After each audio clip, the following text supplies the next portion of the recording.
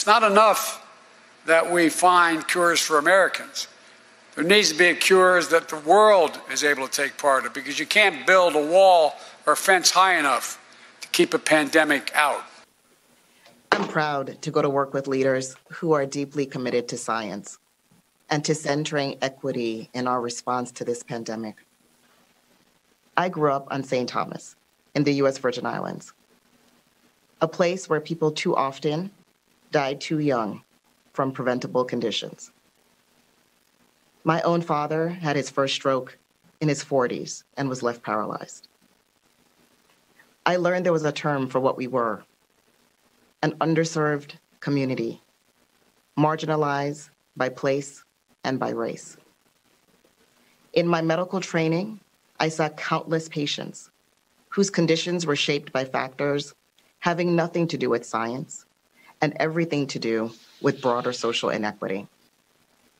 And now the COVID-19 crisis has laid those inequities bare. It is not a coincidence, and it is not a matter of genetics, that more than 70% of African Americans and more than 60% of Latinx Americans personally know someone who has been hospitalized or died from COVID-19. The same disparities ingrained in our economy, our housing system, our food system, our justice system, and so many other areas of our society have conspired in this moment to create a grief gap that we cannot ignore. We've got to get the entire world vaccinated, not just our own country. I believe that rich countries, ourselves included, have a moral responsibility when you have a global outbreak like this, similar to what we did with HIV and PEPFAR, to provide for the countries that don't have the resources or the capability of vaccinating their population, to help them with aid, whether that be financial aid to get vaccines to them, or supplementing their own ability to produce vaccines in a way that they could have the productive capability of doing that, with cooperation from the pharmaceutical companies regarding relaxation of some of the patent situations.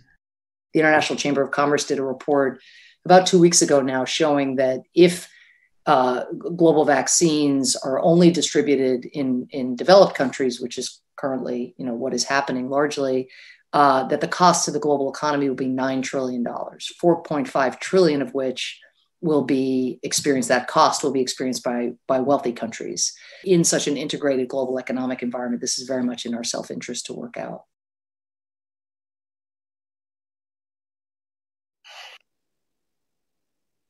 Hello, and welcome to this virtual town hall hosted by Public Citizen. I'm Carol Bellamy, and I'll be your moderator today. We are here to explore the growing gaps in access to COVID-19 vaccines, the urgency of the crisis, especially for the most disadvantaged people, families, and communities, and what President Biden and the US government can do to end the global pandemic. As the global COVID death toll nears close to 2.5 million, 500,000 of those deaths right here in the United States, at least more and more Americans are getting vaccinated. But poor countries are fighting for access to any vaccine doses for their populations. And virus mutations are raising alarms about vaccine effectiveness. The world faces a terrifying shortage of vaccines. Ending the global pandemic will require a massive expansion of global vaccine production. In a public letter to President Biden last week, signed by more than 200 civil society, government, and private sector leaders, we called on him to commit to a people's vaccine, a vaccine which provides protection as a global public good, is freely and fairly available to all, and prioritizes those most in need worldwide. In December, Public Citizen issued a plan for how President Biden can shore up global vaccine production.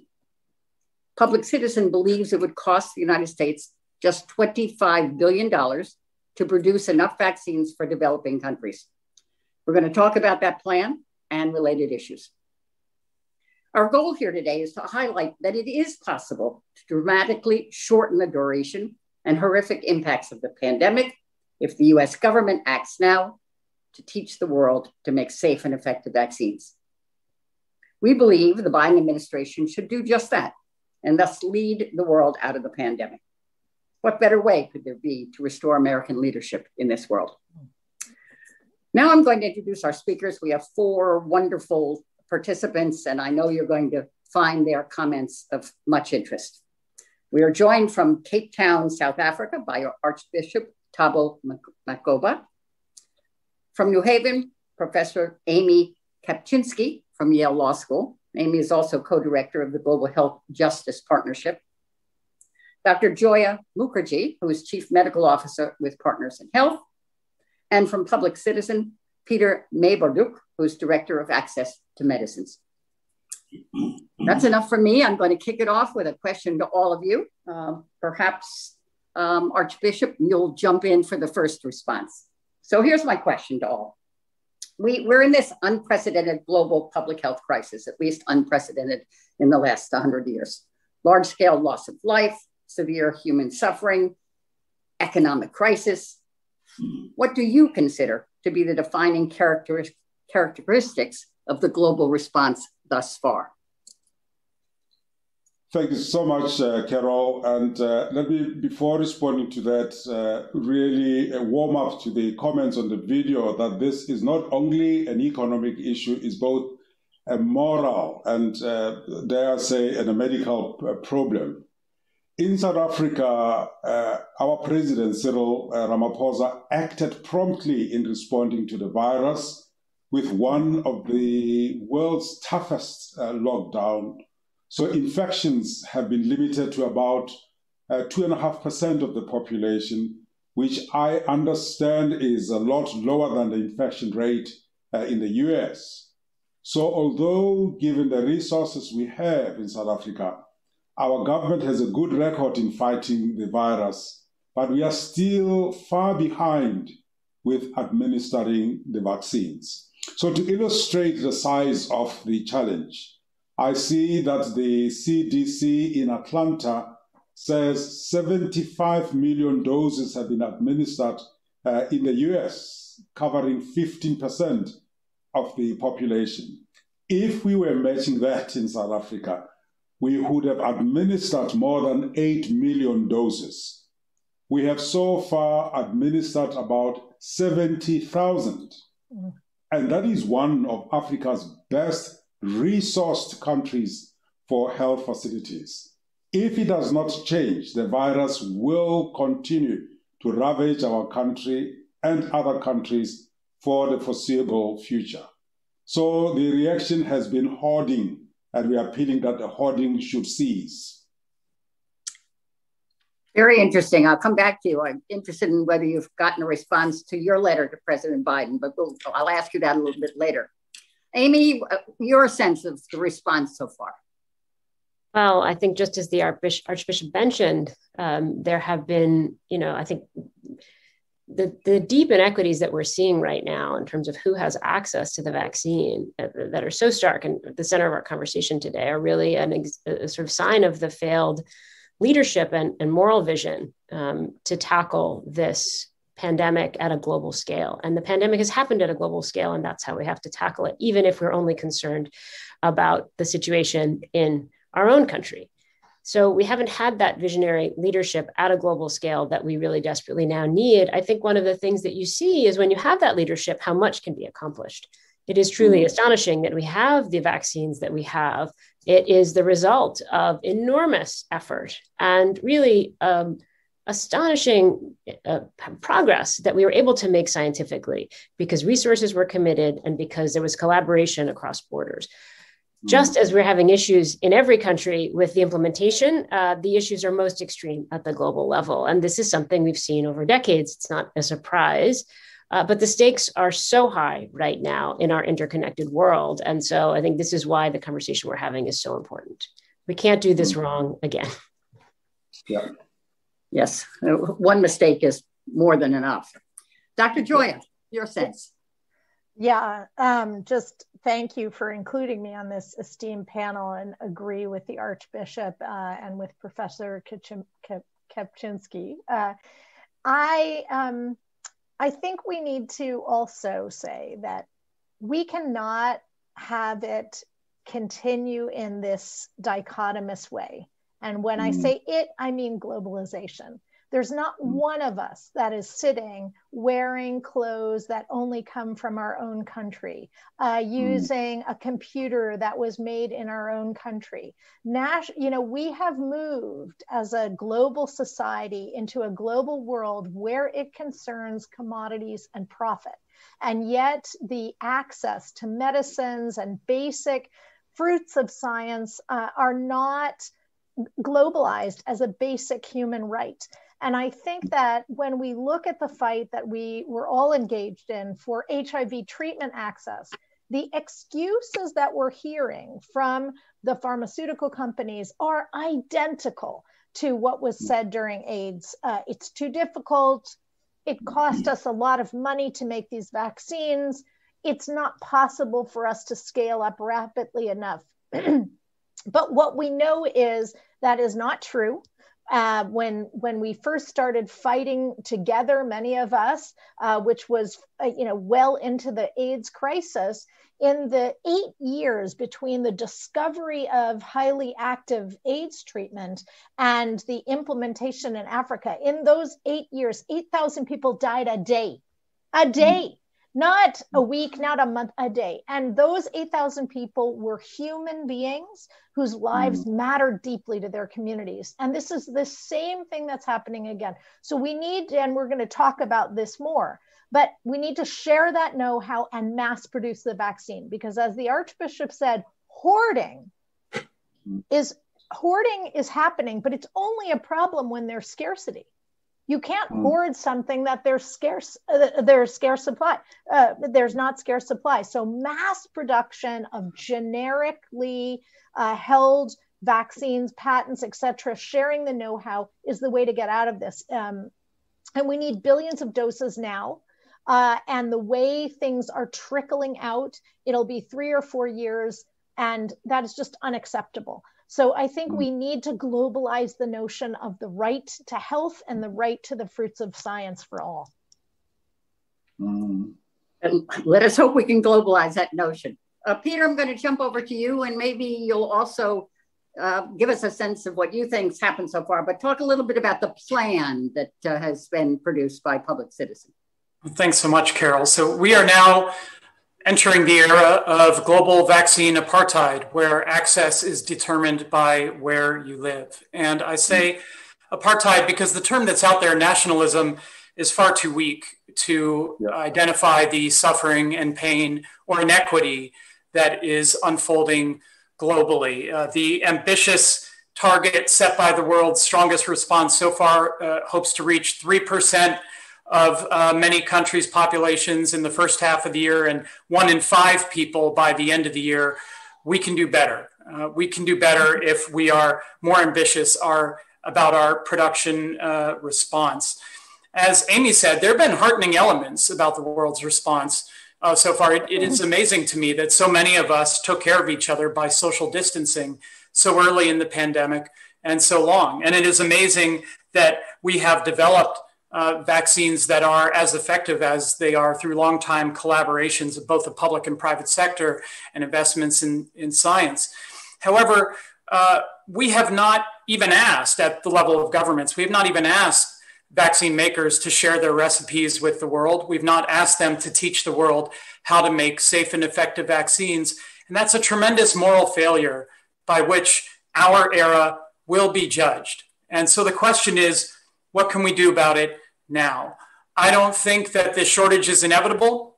There aren't instant fixes, but if we invest in a sort of surge production capacity, if we mobilize the players, the vaccine makers, the world leaders, if we share the technology, and if we retrofit factories with new production lines, if we invest, I think it's about 2 billion capital investments, 2 billion in fill finish, 1 billion in compensation even to the companies, and the balance of the 25 billion, approaching 20 billion in the manufacture of drug substance and the inputs of raw materials, we think that we can bring 8 billion doses of mRNA highly effective vaccine online within a year. That's enough for more than half the world's population. It's enough to shorten the pandemic potentially by a year or more. It would save easily $1 trillion to the global economy, perhaps quite a bit more.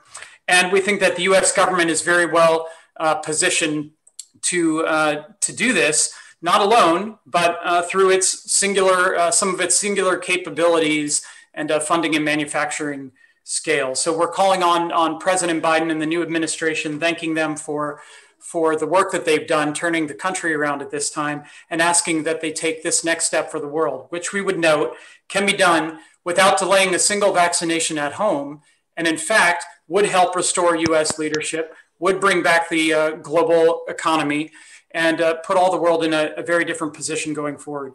We think this is a moral imperative because if we stop for a moment and just imagine the isolation, the suffering, the unemployment, the lack of medical care that so many people in the United States have endured over the course of the past year, and we've all sacrificed together to help us through the pandemic. We have to think about what that looks like in countries that have far reduced resources, and in a circumstance where the pandemic could endure for several years, 2, 3, 4 years, depending on how successful some of the existing efforts are. I'll leave it there. We think that, it's time to turn this around. Thanks, Carol. I'll come back to you so you can tell us more about that. But the professor, Dr. Joya reminded us that there are many similarities in relationship to the fight to assure that everybody would get access to HIV drugs. And I know you've been an activist in this area for a long time. So I wonder if you might share some of your thoughts about similarities, perhaps differences. What can we learn? What can help us? Right. So we did go through something that had a lot of parallels in the fight to get access to HIV medication in the places where it was most needed, in fact, in the low and middle income countries around the world that had no access. When I started working on these issues, very similar. The access to the medicines was all in wealthy countries, and it was changing dramatically the situation of people living with HIV. And as Joya alluded to, we heard all of these arguments about why these medicines couldn't be deployed. They were too expensive to make. They were not going to be readily used. And we learned that all of those arguments were false. And that's, to me, one of the really most important parallels is we learned that there's a false scarcity in the way that these issues are talked about. And that comes down to questions fundamentally of intellectual property and hoarding, not just of the actual drugs, but of the knowledge about how to make them. Once we broke the barriers and really raised the question, why can't we share this knowledge? If I share an idea with you, it doesn't take it away from me. And that's really what's at the heart of what a vaccine or a drug is. It's the knowledge of how to make it. Of course, you need chemicals, you need plants. Those will take some months to build, but look at what we've done. We've built a capacity from zero to what we have now, which is enabling millions and millions of vaccinations in rich countries over a matter of months. We can do that if we share information and if we share knowledge. The barriers really are in political will. And, one more major difference, I think, that we really need to take seriously here is that time is of the essence, and our interconnected fates are still more obvious here than they were with HIV. With HIV, it was easy to imagine, I think, for people that the problem was someone else's. We know with coronavirus, this is a problem that we all share, and a problem that is not going away, and that we are still at grave risk everywhere in the world until we treat everyone in a way that is equitable and also the only moral way, which is to bring them the same technologies and the same vaccines that we have available now in the North. And that's the only way to keep all of us safe. And we know how to do this. This is what history has given us. History has given us a roadmap for how to scale up production and how to address the legal barriers. I'm a professor of law, happy to talk about how we address all of the legal barriers. It's not hard. We know how to do it. We just need the will and the cooperation to make it happen. And we need to be able to really experience this as the scandal that it is. Archbishop, I understand that you delivered or sent a letter to President Biden on behalf of the People's Vaccine Campaign of South Africa. Maybe you could talk to us about that, and what do you expect? What do you expect from your leaders in South Africa, but what do you expect from the Biden administration? Thank you, Carol. Let me also underscore what Joey and Amy have said. We've been there before, and I hope that this dialogue will expose the lie for what it is, that we are more capable as human beings. And we shouldn't look at the numbers. We should look at the human face that is suffering. We should remember that this coronavirus doesn't carry a passport. It doesn't know race, nor gender, creed, or faith. That, as in the video somebody said, you can't build a wall against it. So in the letter that I penned to Dr. Fauci and the others in the US, I was just saying, I know basically on behalf of the people, the pain of apartheid, the pain of saying, wait for your turn, and your turn doesn't come, and you have to really fight to be recognized as a human being with dignity, and as a human being that deserve access to health. I was saying the scarcity that is being created is false, and that the medicine that is currently available has been made available through the American taxpayers' money, and that Americans, if they were to be canvassed, they'll just say, we want to share, we don't want to hoard. And specifically saying to Moderna, please share the know-how, please help other people to scale up, please share the know-how, and please be honest and transparent. So if, now just to answer you directly, Carol, I would say to President Biden through this interview and his administration, and to you, wonderful friends and Americans, in the Global South and through the COVAX program, just look at the statistics at how many crumbs are trickling. And do you want to see a practice that is almost genocidal in effect? Not in your lifetime as Americans. So we need the US to act, if necessary, to use your laws. You've got laws that can override the patents on vaccines. You've done it when we were fighting for AIDS and HIV. And some of those, to repeat myself, were developed with US financial assistance. It's your money. Please care to the world. So that action will help us around the globe to produce safe, accessible, and effective vaccines, and we can scale up. So, Amy, I'm going to come back to you about some of those laws, but let me, Dr. Joya. So, I understand the U.S. already is the largest contributor to the international response. What more can we ask of them? Why should we be asking more from them?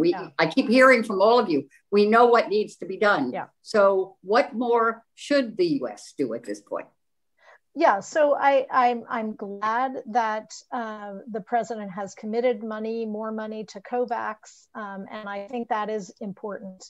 But the response that's being planned does not meet the scale of the problem. And so we can say that the US can put money to something that is not properly scaled. And I think what activism demands, and we saw again in HIV, and we've seen this in other things, is we need full coverage, right? Full coverage is the only way we get out of this pandemic. We continue to, without that, we will continue to generate mutants. We will continue to see loss of life. We will continue to see restrictions in travel and trade and the flows of capital, which are seemingly important to many Americans. And yet the scale that we even are putting forward is to, as Peter said, get to 20% at the end of a year. That's not going to help us. It's going to protect a few people, but it's not going to provide what we need. So our security, if you will, demands full coverage around the globe. And I think when we think about 21st century security, the US spends $3 billion on the military every day. I mean, we have the bandwidth to say, what would it take to make 14 billion doses of vaccine and then back up from that? And that should give us the number. And that's really was our goal always with AIDS activism, was saying, what does universal coverage look like? And then back up from there and say, what money do we need? Not just take the money and say, well, how can we spread this around best? But to say, what's our global strategy for full and universal coverage of the vaccine? And then how much money do we need to have this many factories and this many doses coming out? And then I would just say on my front, as a physician that has been implementing programs around the world to treat HIV, drug-resistant tuberculosis, to provide safe surgery to people, one of the main excuses is, well, we don't have the infrastructure, or they don't. It's usually a critique of Africa or of Asia. And the point is, yes, we don't, but that's because of racism and the weird extractive nature of the global economy. And that's why the apartheid word is so important. Instead of saying we don't have the capacity to do cold chain, let's build it. That has to be part of the plan, right? We don't have enough factories to make it. Well, that has to be part of the plan, because the life expectancy difference between, let's say, Sierra Leone and Norway is about 30 years. And we've accepted that as normal. And so we have to break the notion of what's acceptable and say, yes, we don't maybe have the cold chain infrastructure, but that itself is a moral failing. Fully agree that we have to use this to help build health systems. Peter, your phone rings. It's Dr. Fauci. He says Biden has decided in the second 100 days to really ratchet up the effort for the whole world, not just only the United States. What are the first 4 or 5 things they need to do? So get with Congress, because the surge manufacturing capacity that we need is going to cost some money. I can break that out real quick. We think it's a little less than $2 billion for the capital investments to build the factories. It's about $17 billion for the manufacture of drug substances. There's a few billion for providing technical assistance and teaching the world how to make safe and effective vaccines. And there's compensation built in for the companies as well. So number one, line up the money. Number two, call on the vaccine makers, call on world leaders, call on everyone and say, we're in this. We're in this to save as many lives as we can. We know that while there aren't instant fixes, we believe that if we take seriously a timeline of bringing billions more doses online by the end of this year, we can make a tremendous difference in the global pandemic. So call on Moderna, call on Pfizer to share their technology with the world, to participate in a program to set up manufacturing capacity, not only in the United States, but at regional hubs around the world that can start bringing doses online, and will also make the United States more resilient against variants in the future because of the adaptable technologies that these vaccines represent. Mobilize, share, and build, and show the world that we're really in this. Amy, any laws standing in the way of pushing the companies to do just what Peter said? Well, the thing that we need to be aware of is that throughout our production process, there are issues with patents and there are issues with trade secrets. Patents and trade secrets are effectively, rights that companies, inventors have that prevent other people from using knowledge and information. It's, a patent is essentially like a government granted monopoly. And we all know, for example, that we had shortages of goods like toilet paper and ordinary goods, and that in a moment of crisis, markets kind of go wonky. Now, imagine you only had one supplier of the toilet paper that was allowed to operate by law. That's the situation that we face when you give a patent. And it's actually even much more complicated than that, because it may not just be one patent. There may be a company that has a patent on how to do a particular manufacture of a lipid that's necessary in this vaccine, and another company that has a patent on another component. Those patents can really slow things down and gum up the works of production. And one thing that governments have, and the US government has very strong rights of this kind, is the ability to override those patents and the ability to tell companies that they have to collaborate. Those are rights that have been used in moments of crisis like this. They're even occasionally used in ordinary times, and they were fundamental to the scale up of production and the process of getting medicines to everybody with HIV who needed them. Which is not that we've gotten them to everybody, but we've done quite a lot better than we did when we started. Those laws, these intellectual property laws, can stand in the way. But as Peter's saying, we know how to handle that.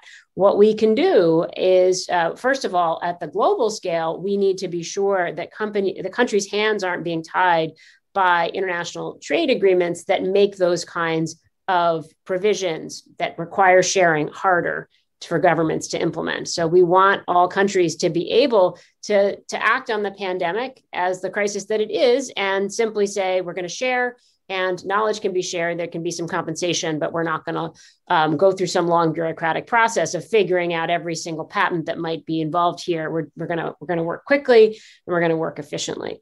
And particularly in the United States, we need to use the power that we have to encourage and if we need to require companies to share information. And as Peter said, that can be done compensating them handsomely. But it does need to be done to ensure that we can do what around the world we know will work best to get this scale up to happen most quickly and most effectively, which is to build a resilient pipeline, to have manufacturing capacity that will be able to scale up quickly and also address bottlenecks or problems that might emerge in one place or another. I mean, give me an example of where the US has used that power before. Oh, well, one really interesting example that came in the height of the crisis around access to AIDS treatment was, if you remember back on 9/11, that after the attacks at 9/11 here in the United States, there was a Anthrax attacks that created a real fear that anthrax would become a bioterror weapon. And it's something for which you need an antibiotic. And the US wanted to stockpile that very, very quickly. The company involved, Bayer, couldn't meet production targets that just to create this stockpile, and was charging quite a lot.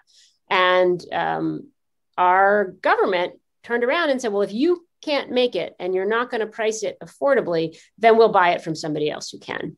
That's effectively exactly what we are, the power that we're asking them to use now, which is to say, when you have a patent that's standing in the way, if you have a supplier that can't meet targets, you can just simply pay a royalty and go ahead and distribute the production.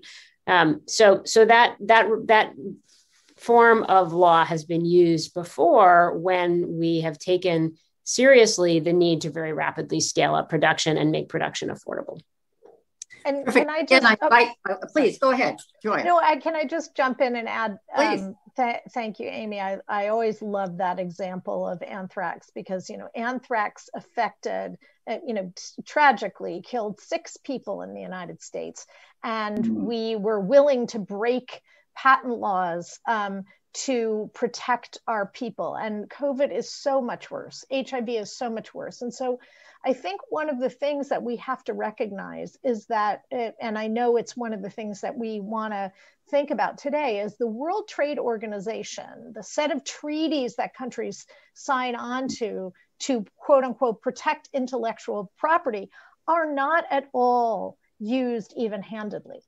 So, countries like Malawi are asked not to subsidize farmers or even penalized for providing a fertilizer subsidy. And meanwhile, we're heavily subsidizing big agribusiness. So these trade agreements are fundamentally more harmful to countries that have less economic power. And so we have to really say that in this situation of global crisis, this is a great time to deconstruct the unevenness of the trade agreements. I'll just add one thing to that, Joya, which is a beautiful point. But I want to say, as a law professor, this is not breaking any laws. And it's really important to appreciate that we have these written into American law. We are a country that, of course, usually does not,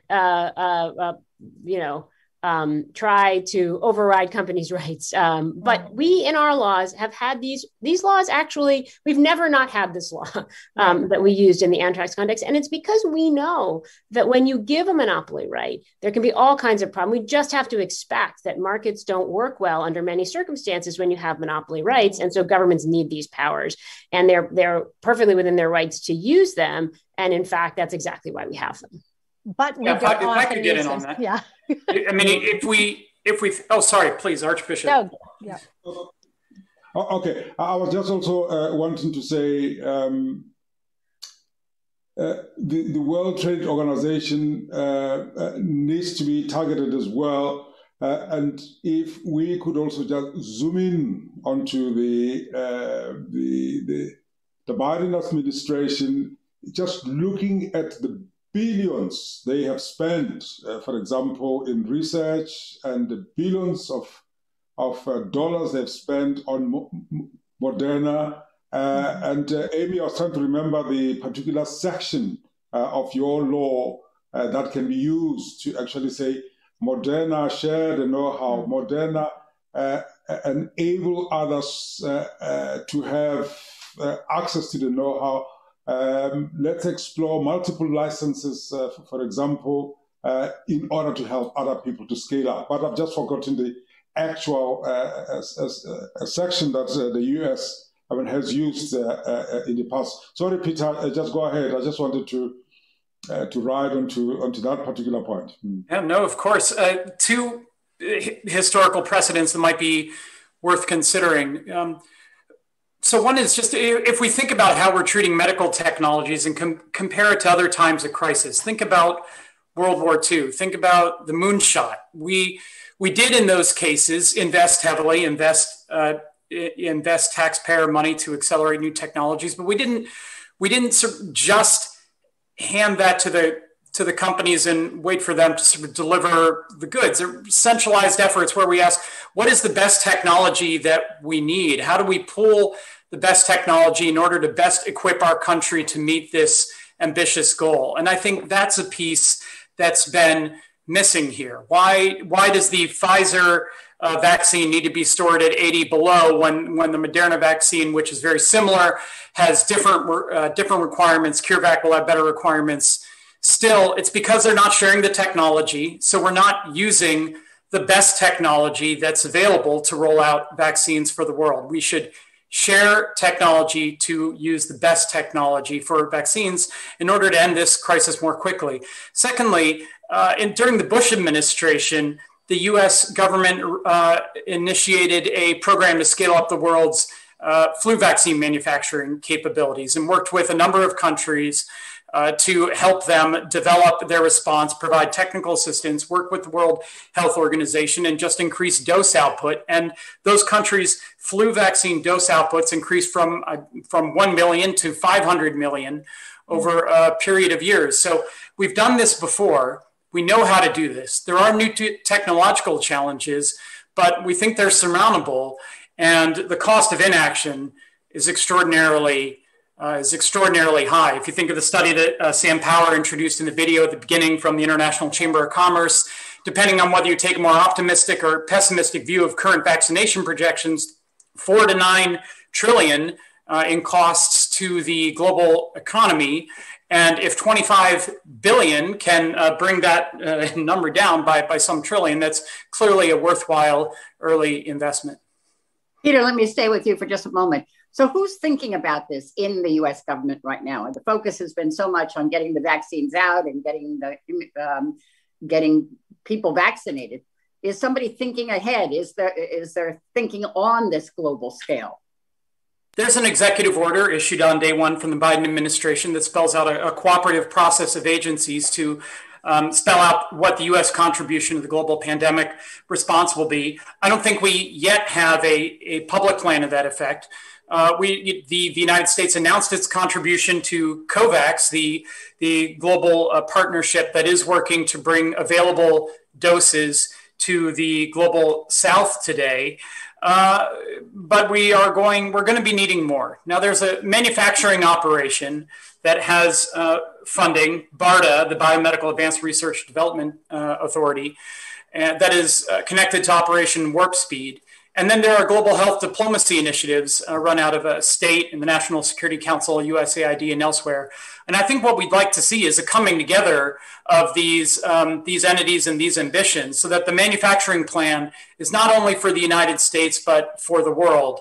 And so that the health diplomacy plans account for what we can contribute to global supply if we make the effort. So jump in, everyone. COVAX, you mentioned it. It's the international partnership. Is it working? Is it good enough? Does it need to be more?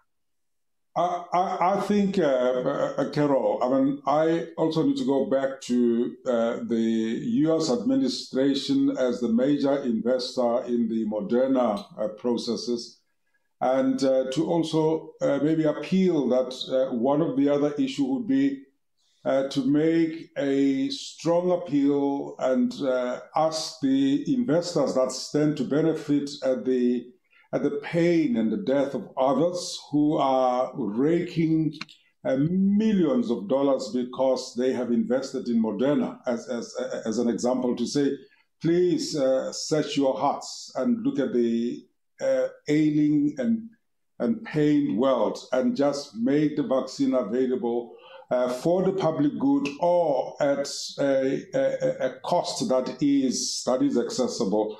So the COVAX facility, we're glad about the announcement. But if you look at, let's just maybe move slightly out of America. Let's look at Canada. Canada is said to have pre-ordered vaccine that 8 times the Canadians. America, I don't know how many times, but Germany and Europe. And the COVAX facility is, in the main, available for the poorest of the poor, for the global South. But the amount allocated or that the COVAX can acquire is very little. So there's a moral imbalance there. So we need to really be looking at how do we re-echo the voice for investment in the COVAX.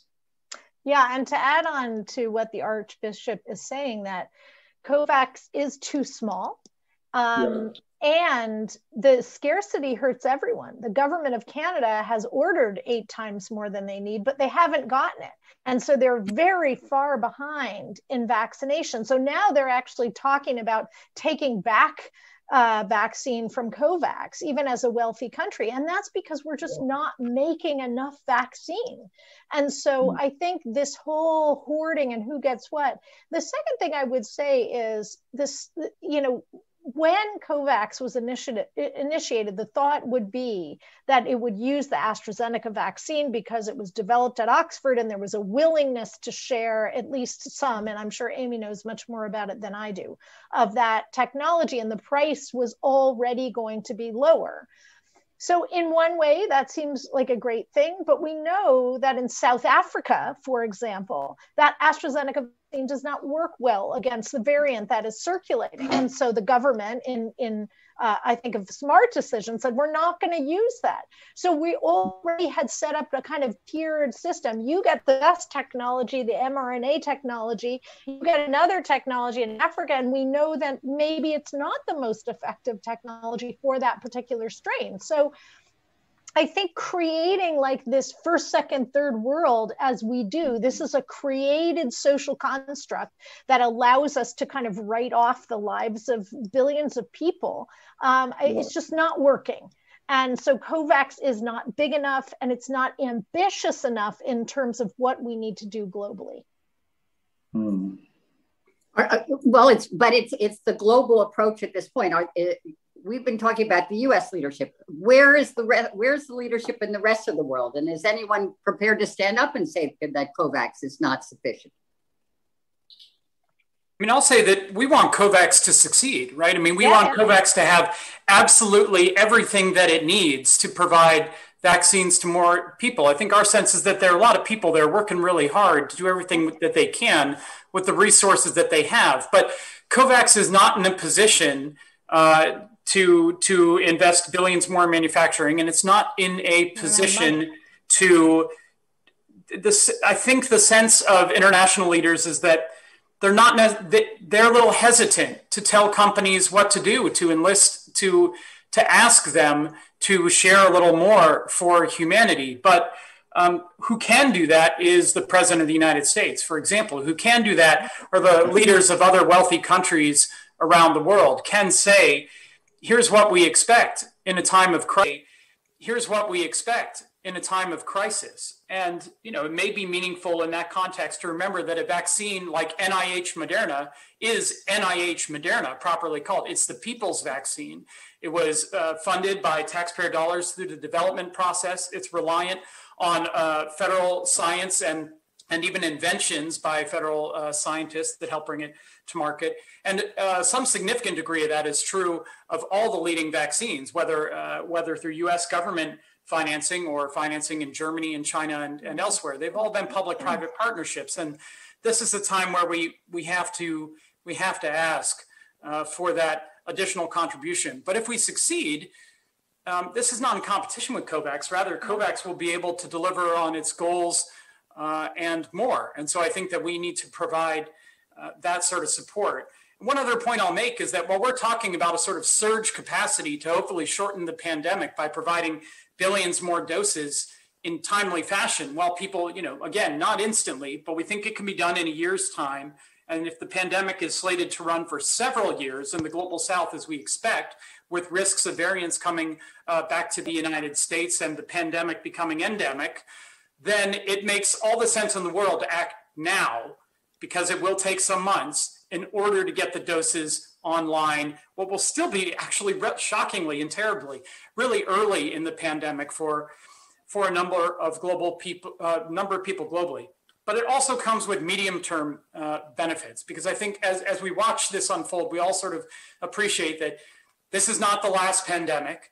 And look, the variants could be serious as well, and we are going to need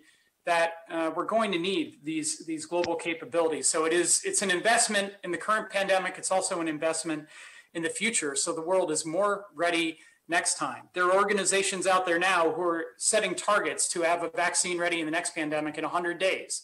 But the rollout will still require this sort of global capability being set up. It just isn't there yet today. So again, this is a discussion sponsored by Public Citizen. So I'm going to take a couple of questions from our listeners. And one from Marina in Austin, Texas says, what can everyday people do to help advance global access to vaccines for low and middle income countries? So you've talked about it, but what can the average citizen do at this point? Some thoughts? Join the People's Vaccine Campaign. We are all a part of the People's Vaccine Alliance, which calls for vaccines to be made freely available as a global public good. And there will be a day of action on March 11th, a week from Thursday, I believe. So go to look up People's Vaccine online and join the call. Amy, the average person, or at least activists were active certainly in the AIDS challenge. Again, lessons learned. What can the average person do? Well, what can the person just listening to this do, following up on this?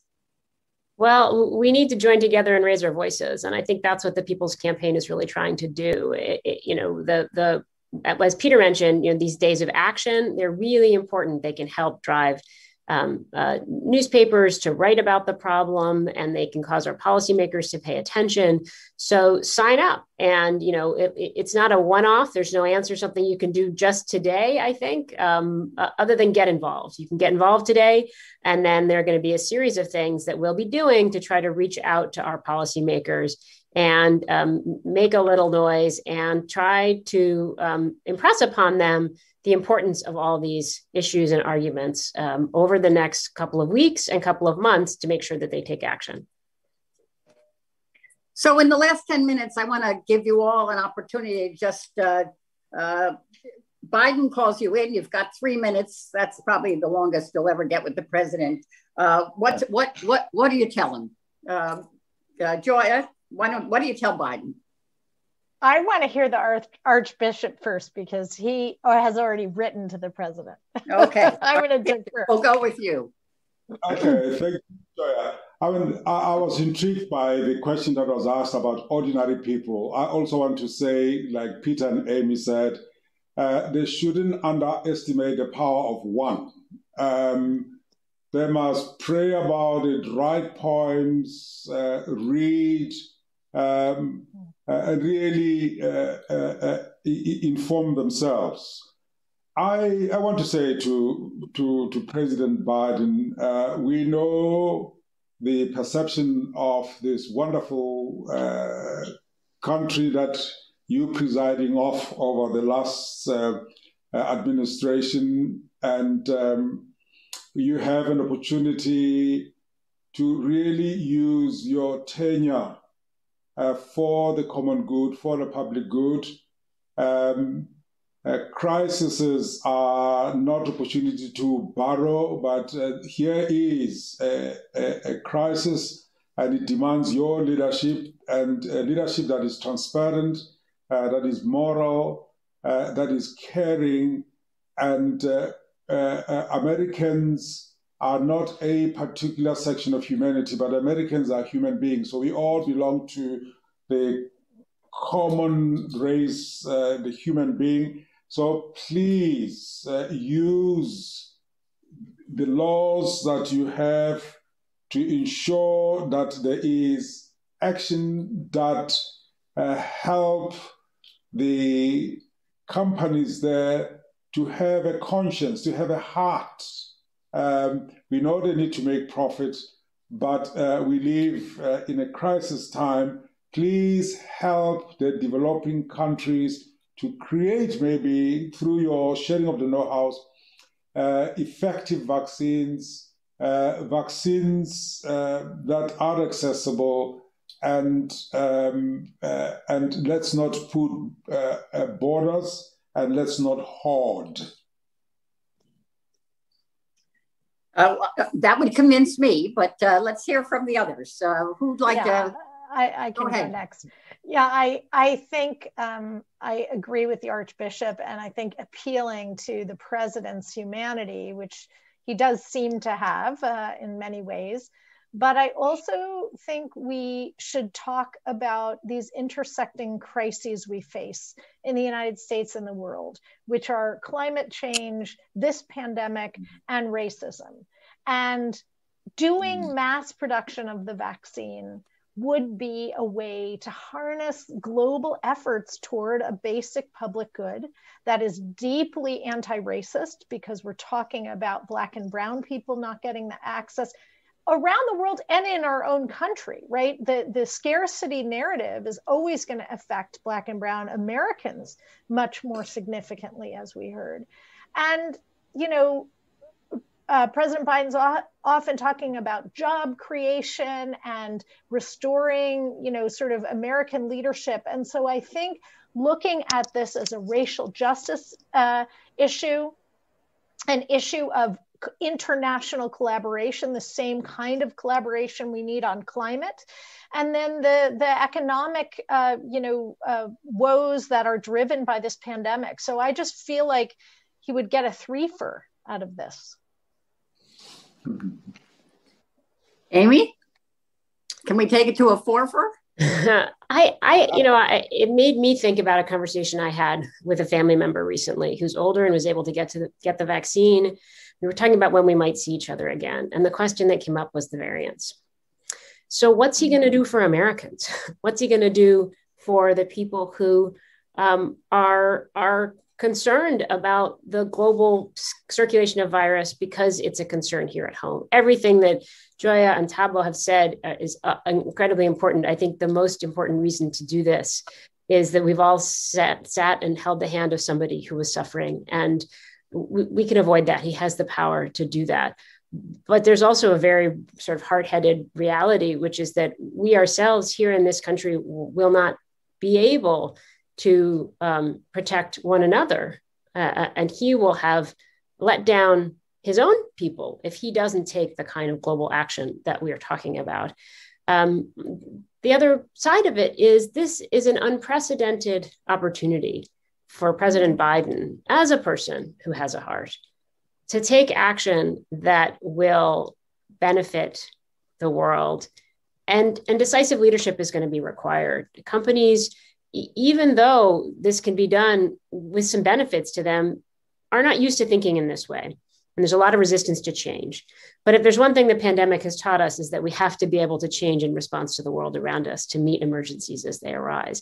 And this is the time to take that step. Amy, a little bit more on this. The competition from vaccines coming out of China and other parts of the world, does that put any pressure on the companies here? Well, we are going to need to see the data. We're not still quite in the position that we need to be of understanding where all the potential vaccines could be coming from around the world. Of course, there is a way in which, other producers of vaccines, whether Russia or China, are going to see this as a strategic opportunity for them to be able to provide assistance that they may not have historically been able to provide around the world. That said, I think what we know now currently is that there's a lot of advantages of the NIH Moderna vaccine in particular. And so that we really do have an opportunity to step out as a leader in a context where, as we've talked about, American taxpayers have already paid the vast amount of the money required to get these vaccines to where they are, and to really bring those advantages to others around the world is a massive opportunity in this sense about thinking about the relationships and rebuilding relationships around the world that suffered so much under our former president. Peter, $25 billion. I must say, having been myself in government, that's not a huge amount, except it does sound like a pretty big amount to lots of Americans who've lost their jobs. How do we justify the 25 billion? Well, it sounds like a lot to one of us, but it's not that much with 320 million of us altogether. And it's not that much when you consider that it could shorten the worst crisis of our lifetimes and help put all of us back to work. It's a pretty sound investment that we can all make together. And we don't necessarily have to make it alone. Part of the idea here is that countries listen to the United States and we send signals. We send signals in many ways, including how to interact with the vaccine makers. It's harder for other companies or COVAX to ask the vaccine makers for things if the United States isn't doing it, but also to lead the global response. So if the United States puts in, we can expect more contributions from the World Bank. We can expect more contributions from European leaders and other leaders around the world toward a cost share and just a share of political will and the burden, the work that will be required to shorten the pandemic for all of us. So, as Amy said, the prior U.S. administration was not interested in that sort of global cooperation and really set a terrible tone for the beginning of the pandemic as far as cooperation is concerned. It also meant that on matters of foreign relations, that the United States is not competing with the influence of China or Russia internationally in terms of vaccine relief, and certainly we can. I'll just say, Peter, I think I'm going to have to. I apologize, but I think my time is pretty short. Let me thank everyone for joining us, and thank you, Archbishop Talbo, Professor Kapczynski from Yale, Dr. Joya from Partners in Health, and Peter from Public Citizen. I hope everybody who's listened has found it interesting and feel energized to go out there and do something, because the message is it can be done. We know what needs to be done. Let's do it. Yeah. Thank you all very much. Thank you, Carol. Thank you, Carol. Thank you all. Yeah.